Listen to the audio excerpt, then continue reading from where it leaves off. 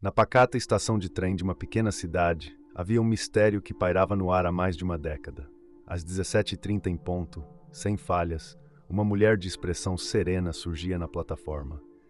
Vestida de maneira simples e elegante, ela trazia consigo uma bolsa de couro surrada e um livro de capa dura. Ela se sentava sempre no mesmo banco, abria o livro na mesma página amarelada e mergulhava na leitura como se o mundo ao seu redor desaparecesse. Para os que passavam por ali, ela era um enigma constante. Durante os primeiros anos, as pessoas comentavam e especulavam.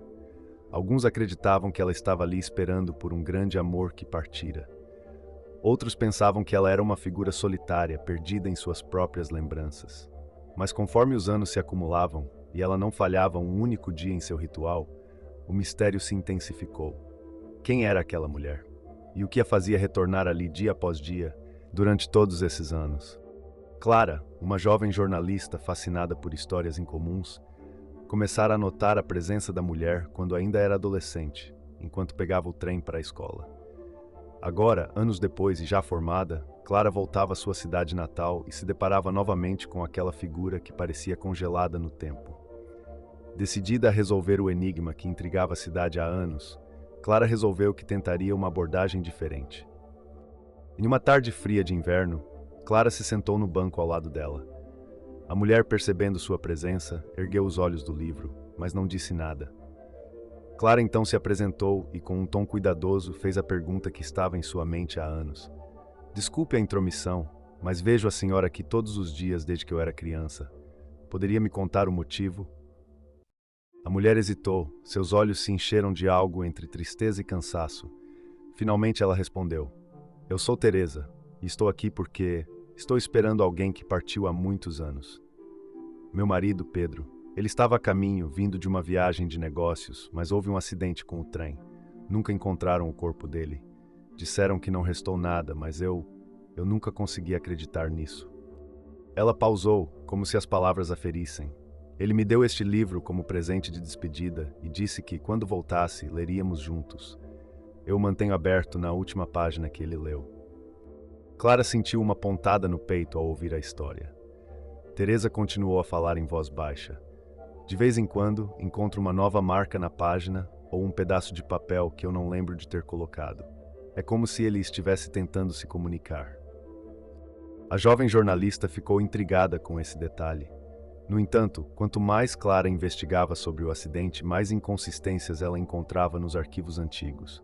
Algumas pessoas que trabalhavam na estação na época se lembravam de um incidente estranho envolvendo o marido de Teresa, mas não havia registros oficiais do acidente nos jornais ou nos arquivos do governo.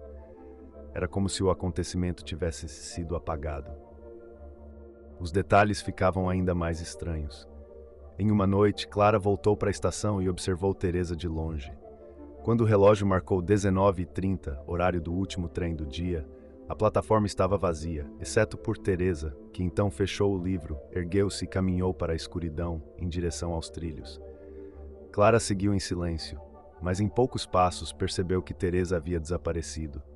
Não havia sinal dela na estação, nem nos arredores, no lugar onde estivera sentada. Dias depois, Clara encontrou um velho ferroviário, chamado Seu Dimas, que parecia saber algo sobre Teresa. Ao ouvi-la falar sobre a mulher e sua busca pelo marido, ele empalideceu. Há algo que eu nunca contei a ninguém, começou ele, com a voz tremendo. Na noite do suposto acidente de Pedro, eu estava de plantão. Lembro-me de ver Teresa na estação, esperando o marido, quando um trem extra chegou. Ele não era parte do horário normal e sequer constava nas escalas oficiais. Era um trem antigo, daqueles que já não rodavam mais. Dimas contou que na época achou estranho e resolveu se aproximar. E quando se deu conta, viu Pedro saindo do trem, pálido e confuso, como se estivesse em outra realidade. Mas antes que ele pudesse se reunir com Teresa, desapareceu, como uma névoa se dissipando. Clara estava assustada. Poderia Pedro ter embarcado em uma espécie de trem fantasma, algo que o prendeu em uma realidade entre a vida e a morte? Movida por um misto de medo e curiosidade, Clara começou a ir à estação todos os dias, na esperança de ver o trem que seu Dimas mencionara. E em uma noite chuvosa, ela finalmente viu. Era um trem antigo, de madeira escura, com letreiros desbotados. Quando ele parou, Clara prendeu a respiração ao ver uma figura familiar. Era Pedro, exatamente como Teresa o descrevera, com o mesmo paletó que vestia no dia do acidente. Pedro olhou para Clara com olhos vazios, mas não saiu do trem. Assim que as portas começaram a fechar, Clara correu até o trem e gritou: "Pedro, Teresa está esperando por você." O homem sorriu, um sorriso triste, e desapareceu assim que o trem começou a se mover. No dia seguinte, Teresa não apareceu na estação, e nem nos dias seguintes. No entanto, Clara encontrou o livro de Teresa no banco onde ela costumava se sentar. Havia um bilhete dentro dele, em uma caligrafia elegante e antiga estava escrito: "Obrigada, Clara. Agora estamos juntos." Desde então, nunca mais ninguém viu Teresa na estação. Clara, sem perceber, ajudou duas almas que estavam separadas pelo destino a se unirem novamente, depois de muitos anos.